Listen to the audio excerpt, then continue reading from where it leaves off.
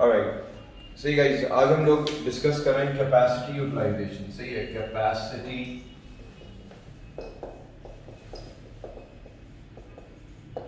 Utilisation. Capacity utilisation basically होती क्या है कि आपके पास कितनी कैपेसिटी है और आप उसको इस्तेमाल कितना कर रहे हैं। सही है, capacity utilisation is where a firm compares their current output, कि करंट आउटपुट कितनी है, against their maximum available capacity.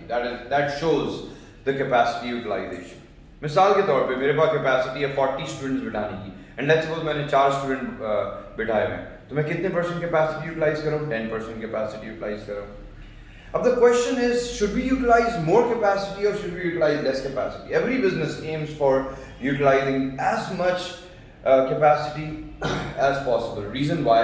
Cost. Because हमारे पास अगर मिसाल के तौर पे हमारे पास एक फर्म 10,000 रुपये की कॉस्ट इंकर कर रहा है, 10,000 रुपये की कॉस्ट इंकर कर रहा है और एक स्टूडेंट पढ़ा रहा हूँ। लेट्स सपोज इसी क्लास के अंदर 10,000 की मेरी कॉस्ट आ रही है, एक स्टूडेंट पढ़ा रहा हूँ, तो एक स्टूडेंट में मेरी फिक्स कॉस्ट कितनी आ रही है? 10,000 आ रही है। सी अच्छा, अगर मैं इस क्लास के अंदर 2 स्टूडेंट पढ़ाऊंगा, 10,000 डिवाइड बाई 2 कितना हो गया? 5,000। अच्छा, मैं 4 स्टूडेंट पढ़ा रहा हूँ इस क्लास के अंदर, 2,500। इस क्लास के अंदर 10 स्टूडेंट पढ़ा रहा हूँ, 1,000। इस क्लास के अंदर 10,000 स्टूडेंट पढ़ा रहा हूँ, लेट्स सपोज। सही है, 10,000 डिवाइड बाई 10,000, 1 रुपये। So the concept is the more you produce, the lower your average cost. So that's why every business aims for producing on a larger scale. Take an example of Pakistani example, Imtiaz store. Imtiaz store operates on a larger scale compared to a normal roadside shop. तो इसीलिए Imtiaz store की जो cost होगी वो relatively कम होगी compared to any roadside shop. That's why the concept of large scale retailing is increasing. तो ये basic हमारे पास कॉन्सेप्ट है। तो कैपेसिटी यूटिलाइजेशन बेसिकली है क्या? Is where capacity utilisation is where a firm compares its current output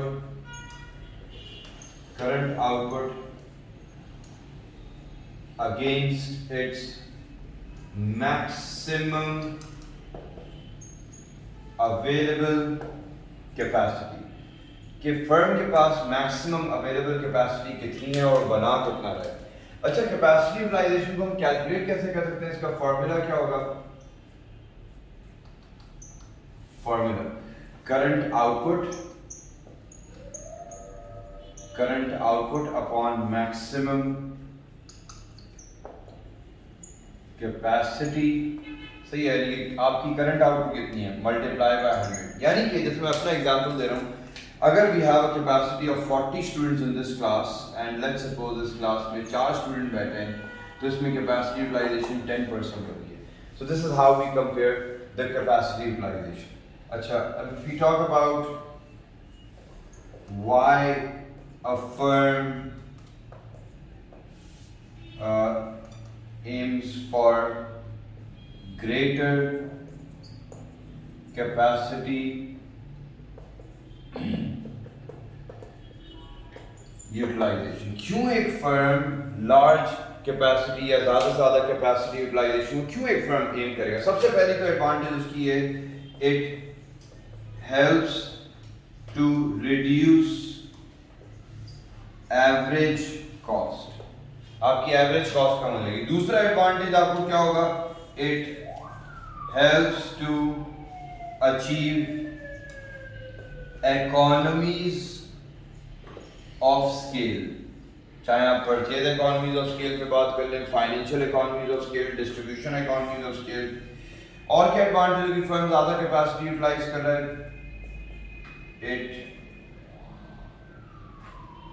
it can help firm produce for a large order, कोई large order मिला है उसको entertain कर सकते हैं। और फर्म के लिए क्या एडवांटेज होगी? अगर फर्म मिसाल के तौर पे ज़्यादा कैपेसिटी यूटिलाइज अपनी कर रहा है, फिर इसके बाद ये होगा, there will be no need for rationalization. Rationalisation का मतलब ये होता है कि जो आइडल कैपेसिटी है उसको फिर आपको फारिग करना पड़ेगा, उसको इधर रेंट आउट करना पड़ेगा या बेचना पड़ेगा।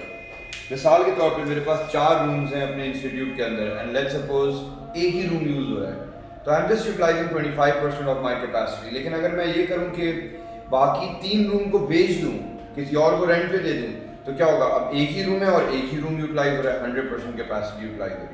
That's how we compare, that's known as rationalization. So why a firm aims for greater capacity? These are actually 4 reasons why a firm aims for large capacity. एक मिनट रोक देते हैं, अजान हो रही है, पॉज करते हैं। हम लोगों ने ये 4 अभी पॉइंट डिस्कस कर रहे थे कि why a firm aims for greater capacity utilization. इससे ज़्यादा भी पॉइंट हो सकते हैं। Now the question is कि how can a firm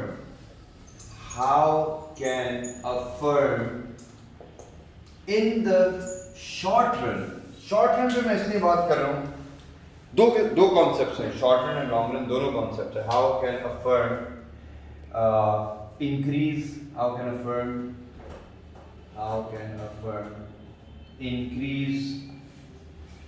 capacity, एक फर्म कैपेसिटी कैसे बढ़ा सकता है? एक फर्म कैपेसिटी इस तरह से बढ़ा सकता है कि सबसे पहला मेथड, पहले हम सारे मेथड्स को डिस्कस करते थे, various methods.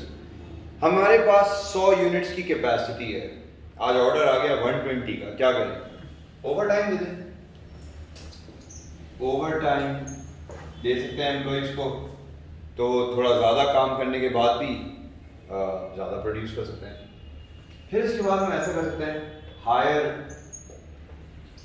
Part time labours, ये भी हो सकता है पार्ट टाइम हायर कर लिए। 5 बजे के बाद 7 बजे तक हमारे यहाँ प्रोडक्शन होगी, सही है, 7 बजे तक हमारे यहाँ प्रोडक्शन होगी। प्लीज़ उसको साइलेंट करके बैठो, मैं मोबाइल तोड़ दूंगा ज़मीन पे मार के, सही है, मेरी कॉन्सेंट्रेशन डेविएट हो रही है, सही है। हायर पार्ट टाइम लेबर्स, सही है। अच्छा, लेबर पार्ट टाइम आप हायर करें, फिर इसके बाद पार्ट टाइम लेबर का मतलब है यानी कि आपने बोला कि ओके फाइन 5 बजे से लेकर 7 बजे तक आप लेबर को हायर करें, इसमें भी शॉर्ट रन में आप कैपेसिटी बढ़ा रहे हैं। फिर इसके बाद आप ओवर टाइम दे सकते हैं एम्प्लॉइज़ को। फिर इसके बाद आप यूज़ स्टॉक्स स्लैश स्टोरेज, जो स्टोरेज में आपने रखा हुआ है उसको भी यूज़ कर सकते हैं। फोर्थ मेथड हमारा क्या होगा, ओवर टाइम दे दें, हायर पार्ट टाइम एम्प्लॉइज, फिर इसके बाद हायर मोर मशीन्स, आप ज़्यादा मशीन्स हायर करें, हायर कर रहे हैं ना, परमानेंटली तो नहीं रख रहे। फिर इसके बाद ओवर टाइम दें एम्प्लॉइज़ को, पार्ट टाइम एम्प्लॉइज़ हायर कर रहे हैं, हम स्टॉक को यूज़ कर रहे हैं अपने पास, और मशीन्स को हायर कर रहे हैं हमारे पास, और कैपेसिटी इंक्रीज करने का तरीका है आउटसोर्सिंग। अच्छा, आउटसोर्सिंग को मैं बीच में रखूँगा, यहाँ इसको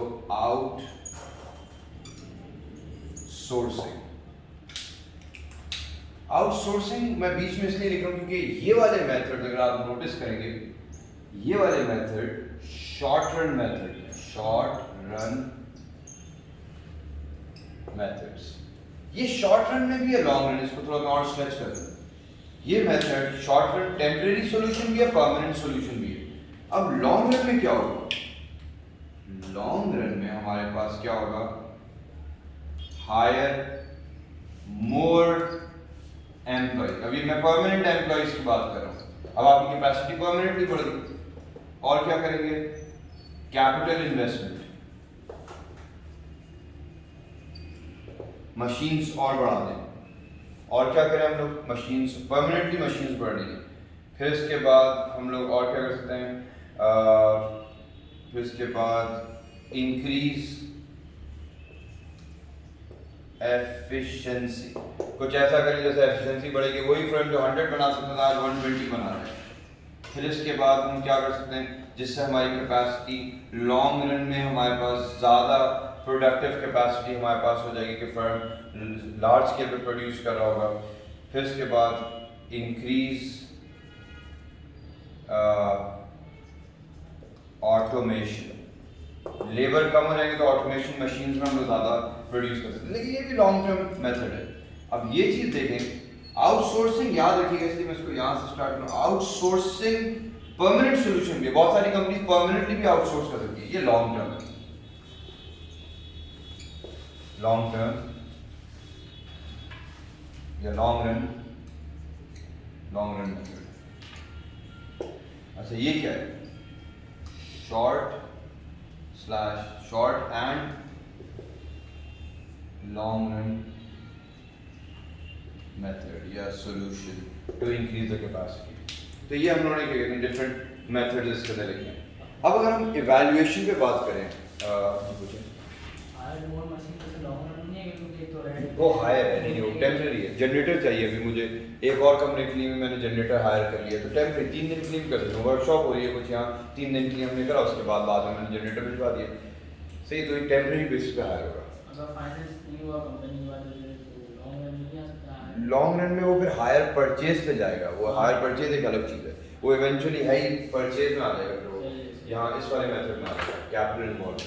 अच्छा ओवर टाइम, अब मैं बात कर रहा हूँ इवैल्यूएशन। इसमें ज़्यादातर जो क्वेश्चन आते हैं वो ज़्यादातर क्वेश्चन ये होता है कि इवैल्यूएट करो, किस चीज़ को इवैल्यूएट करो? सारे मेथड्स को, कोई भी 2 मेथड्स या 3 मेथड्स को इवैल्यूएट करो। इवैल्यूएट मींस दोनों साइड पे हमें बात करनी है, उसकी पॉजिटिव और नेगेटिव साइड। तो ओवर टाइम के बारे में अगर बात करें, ओवर टाइम इसको डिफाइन करना तो ये बहुत ही बेसिक लेवल पे चले जाएंगे। Over time, we all know what over time is. It is when we pay employees more amount for working more than required hours. अब इस पॉइंट को इवैल्यूएट करना है, सही है। ओवर टाइम को हम इवैल्यूएट कर रहे हैं। सबसे पहली चीज, ओवर टाइम की अच्छाई क्या है? ओवर टाइम की more can be produced immediately. बिल्कुल सही, और बन सकता है इमीडिएटली। आपने एम्प्लॉइज को बोला गाइस आज या कल हम लोग ओवर टाइम करेंगे, पहले से आपने बता दिया, मोर कैन बी प्रोड्यूस्ड। अच्छा फिर इसके बाद क्या है? Employees are familiar with the work practice। वही एम्प्लॉइज को ही बोलना है ना, ज़्यादा घंटे काम कर, कोई नया एम्प्लॉय नहीं लेके आया, तो उनको वर्क प्रैक्टिस ऑलरेडी पता है उनको किस किस्म का काम होगा। इसमें बुराई भी तो होगी। Overtime can demotivate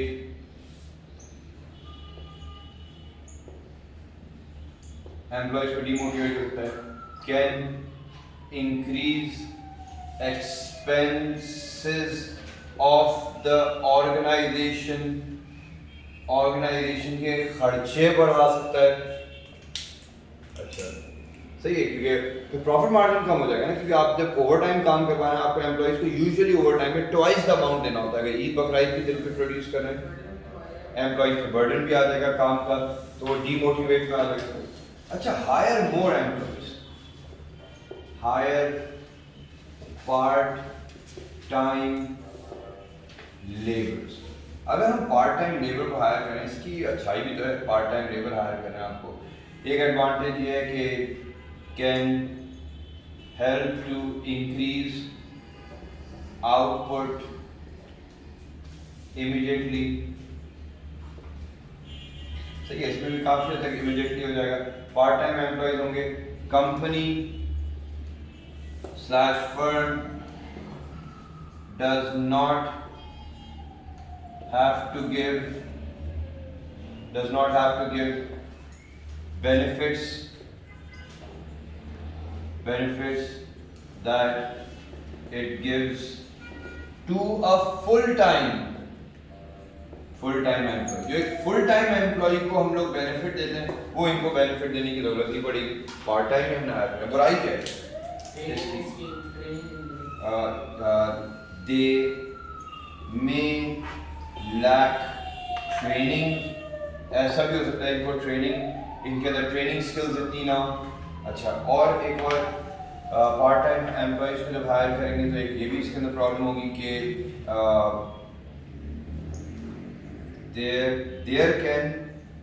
there can be conflict in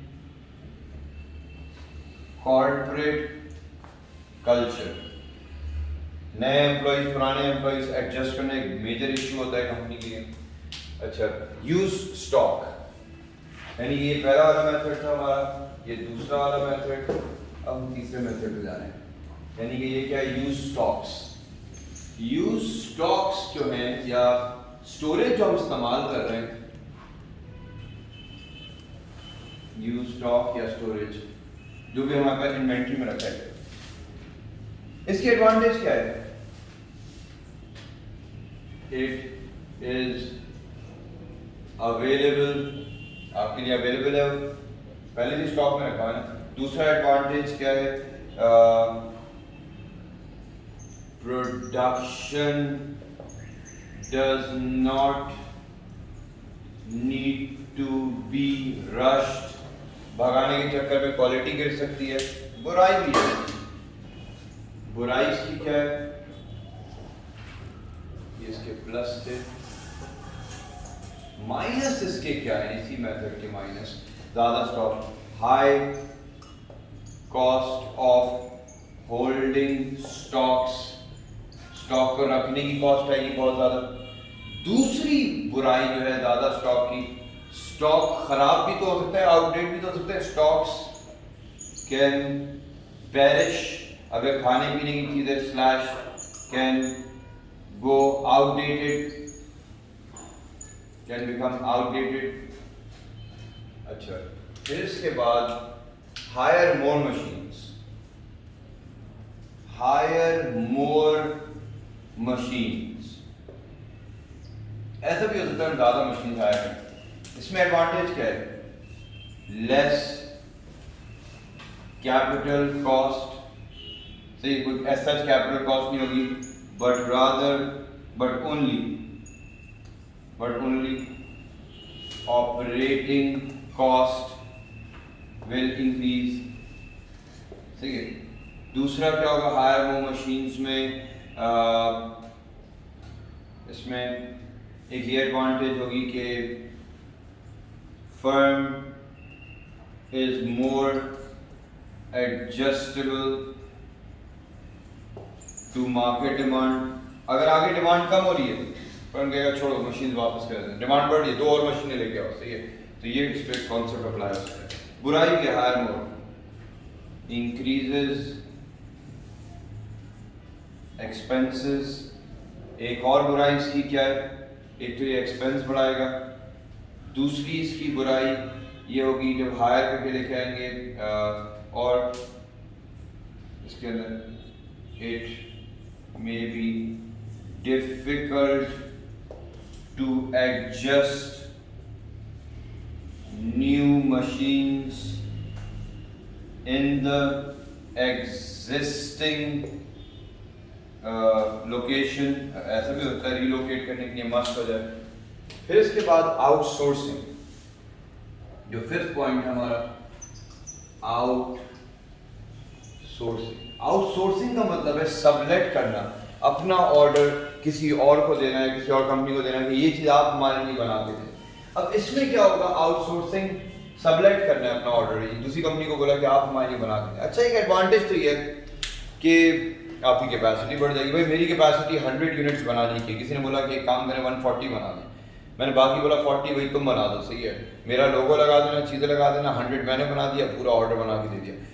क्योंकि अगर मैं बोलूँ 100 मैं बनाऊंगा, 40 किसी और से बनवाने, वो पूरा 140 किसी और से बनवा देगा। तो एक तो कैपेसिटी बढ़ती है। दूसरी एडवांटेज क्या होगी? जब मैं कैपेसिटी अपनी अगर बढ़ाता हूँ आउटसोर्सिंग के थ्रू, दूसरी एडवांटेज होगी, ऐसा भी तो हो सकता है दूसरा फर्म वही चीज़ बनाने में मुझसे भी सस्ता हो, तो मुझे एक एडवांटेज भी तो हो सकती है, कॉस्ट कम हो सकती है। ज़रूरी नहीं कि मैं पूरा गुड बनवाऊँ, हो सकता है पूरा मोबाइल फ़ोन नहीं बनवा रहा, हमारे पास बैटरी की शॉर्टेज आ गई है, तो हम बैटरीज किसी और को बोल सकते हैं कि आप बना के दे दें। तो यानी कि आउटसोर्सिंग का सबसे पहला एडवांटेज क्या है?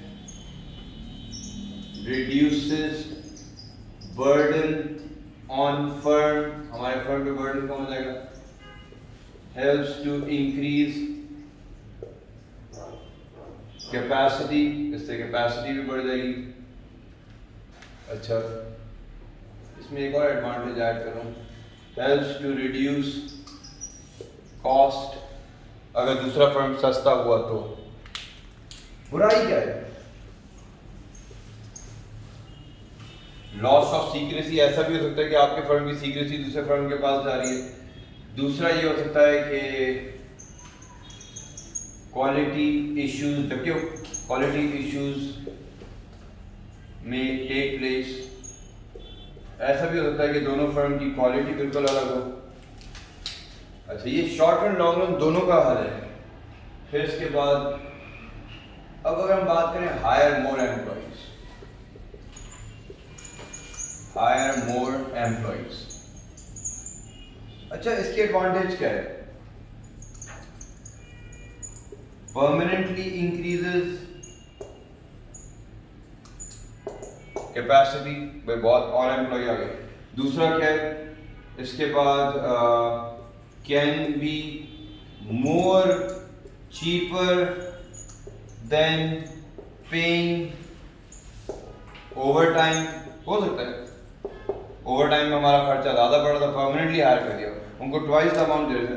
बुराई, ज़्यादा एम्प्लॉयज़ का मतलब क्या है? More employees can increase power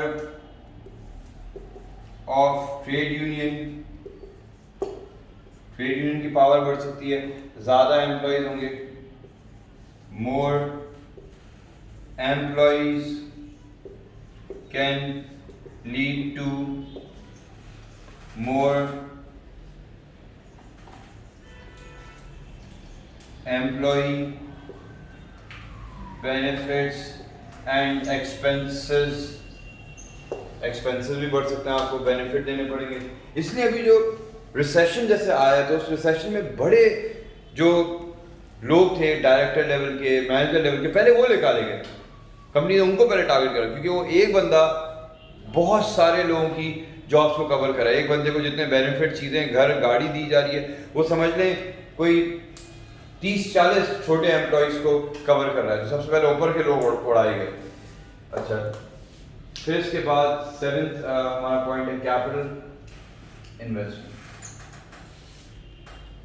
capital investment, yes.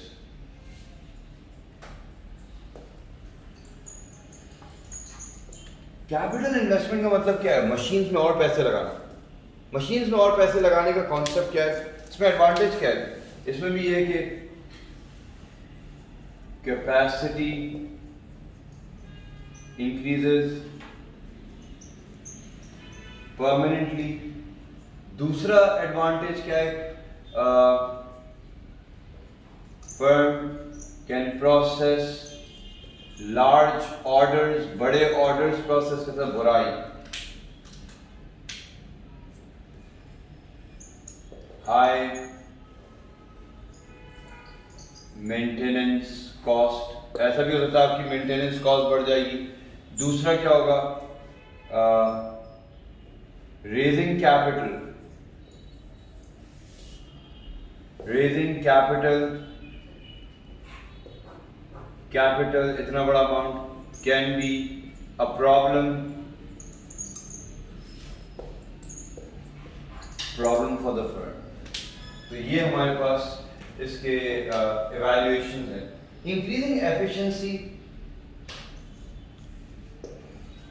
Increasing efficiency, efficiency बढ़ाने में एडवांटेज क्या है? सबसे पहला एडवांटेज यह आएगा कि प्लस विल रिड्यूस कॉस्ट, सबसे पहले एडवांटेज। दूसरी advantage can help to increase profit और prevent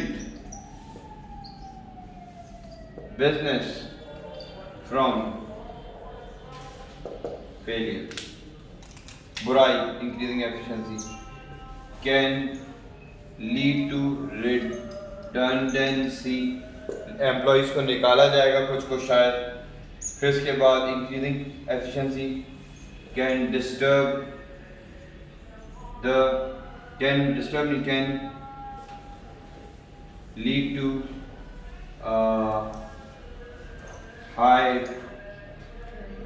high cost for the firm, बिल्कुल सही, फॉर द फर्म, चाहे वो ट्रेनिंग के फॉर्म में हो चाहे वो नई मशीन खरीदने के फॉर्म में हो। अच्छा, फिर उसके बाद 9th मेथड हमारे पास इंक्रीज ऑटोमेशन। अब इंक्रीज ऑटोमेशन एडवांटेज क्या है? Less labour expense, less dependency on labour. ऐसा भी होता है लेबर पे डिपेंडेंसी कम हो जाएगी आपकी, लेबर का एक्सपेंस कम हो जाएगा, लेबर की ट्रेड यूनियन की पावर कम हो जाएगी।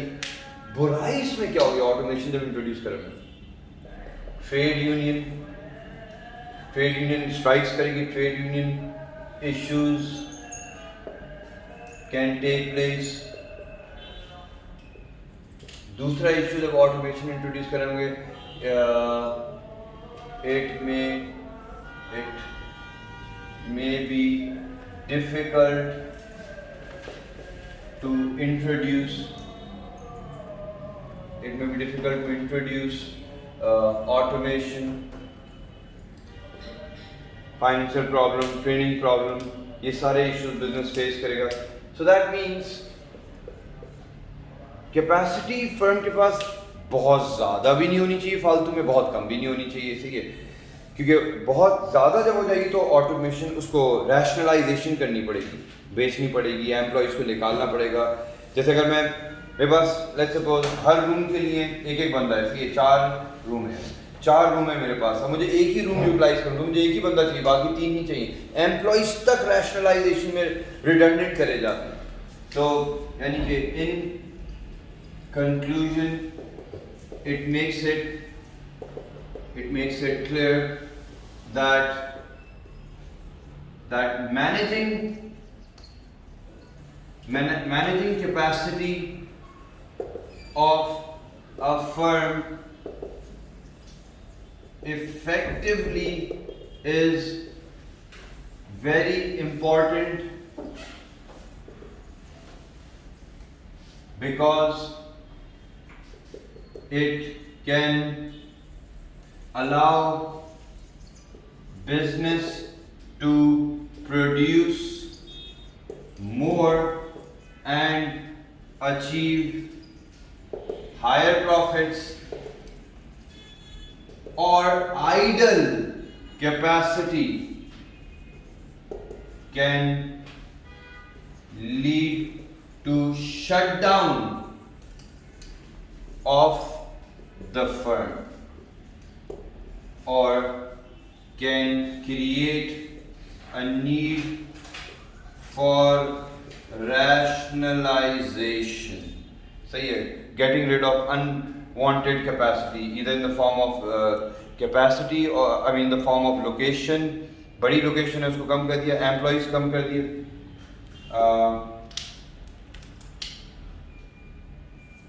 an effective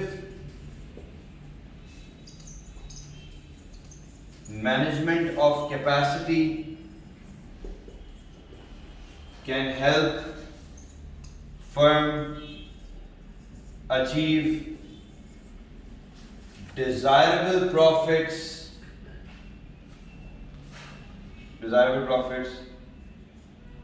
even in extreme conditions such as high sales, तो बहुत ज़्यादा सेल्स हैं, और very low sales। इसी के अंदर हम पॉइंट्स, अब केस स्टडी अगर होती है, ये पॉइंट मिसाल के तौर पे, फिर इसके साथ ये कनेक्ट करा, उस केस स्टडी के पॉइंट्स कनेक्ट करके फिर ये एवैल्यूएशन समझने से 3 गुना ज़्यादा बढ़ जाएगी। So do we all understand what capacity utilization is? क्या होता है capacity utilization? Where a firm compares their current output against their maximum available capacity. Capacity utilization का formula क्या था? Capacity current output upon maximum capacity multiplied by 100। क्यों हर firm चाहता है ज़्यादा capacity utilize हो? ताकि उसकी average cost कम हो। और भी points मैंने बताए थे। क्या क्या तरीके हैं capacity बढ़ाने के? Overtime दे दो employees को, कुछ part time employees hire कर लो, stock के अंदर रख लो चीज़ें, एम्प्लॉयज़ को मोर ज़्यादा मशीन्स हायर कर लो, आउटसोर्सिंग कर लो, ये शॉर्ट रन लॉन्ग रन दोनों में यूज़ होगा। फिर इसके बाद ज़्यादा एम्प्लॉयज़ को हायर कर लो, उसकी भी अच्छाई बुराई डिस्कस करी है हमने। कैपिटल ज़्यादा इन्वेस्ट कर दो, एफिशिएंसी बढ़ा दो, लेकिन बहुत लॉन्ग टर्म मेथड है एफिशिएंसी बढ़ाना। इंक्रीज ऑटोमेशन, तो इमीडिएटली कैपेसिटी नहीं बढ़ेगी, हाँ लॉन्ग रन में कैपेसिटी बढ़ेगी। और इसकी वैल्यूएशन ये कि कंपनी के प्रॉफिट्स या इवन कंपनी का शट डाउन होने का रीज़न भी ये हो सकता है, अगर आपने जितने इफेक्टिवली मैनेज करेंगे तो आप प्रॉफिट्स अचीव करेंगे। इवन एक सेल कर रही है कंपनी, अगर सही तरह से रिडंडेंट करे लेबर को, प्रॉफिटेबिलिटी बढ़ा लेगी, इवन बढ़ा लेगी या मतलब थोड़ा बहुत प्रॉफिट जनरेट कर सकती है फिर भी, क्योंकि वो अगर अपने आप को सही तरह से रैशनलाइज करे। ऑलराइट गाइस, इसको यहीं रोकते हैं।